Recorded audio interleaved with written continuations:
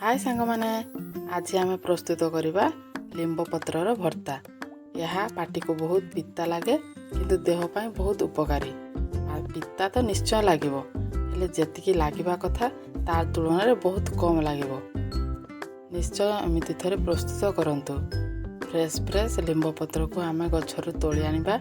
निहाती कौलिया कौलिया पत्र थी ताकू तोलिबे। यदि पत्र बुढ़ा हो जाइथिबो ताहले आम लिंब पत्र भर्ता बहुत पिता लगिबो। सेथिपाई कौलिया देखि तोलिबे।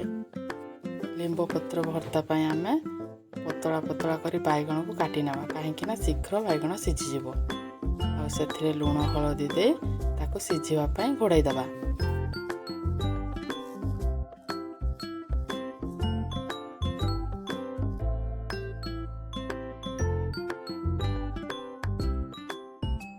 किछि समय पर आम बैगण भल भाव लाल है भाजी गलानी।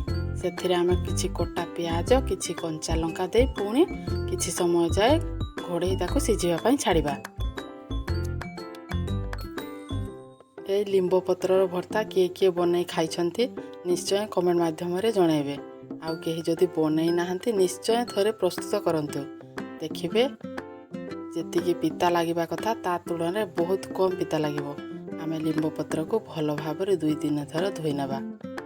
आ गोटे कड़ाई बसई से तेल दे किछि सोरिष देबा। आम सोरिष फुटी गले से आमे धोई रखिथिबा लिंब पत्र को पकाइबा। लिंब पत्र भल भाव भाजिबा जे पर्यंत कड़कड़िया भाव भाजी न हो जाइछि। देखि पारुथिबे लिंब पत्र कोपरी भाव मु भाजी नेली। एमिति भाजिबे काहेकि ना भल भाव ताकू चिकण करी चुन चुन करी हबो। ताकू एबे दଳି नबा।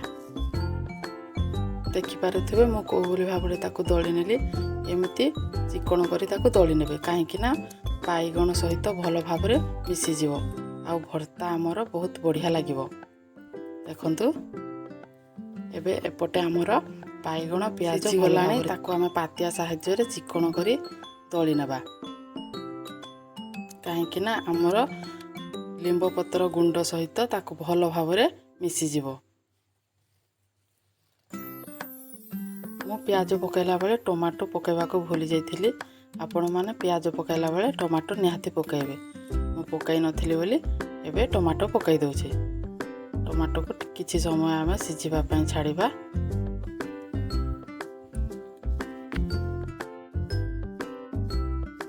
टमाटो एबे हमर भलो भाबरे सिझी गलानी। देखि पारुथिबे एबे आमे लिंब पत्र को पकाइबा। देखंतु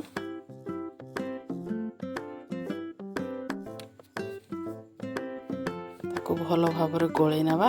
एबे प्रस्तुत हो जिवो हमर लिंब पत्र भर्ता। निहाती थरे प्रस्तुत करतु। आउ केमिति कोन हला कमेंट माध्यम रे निहाती जणाइबे।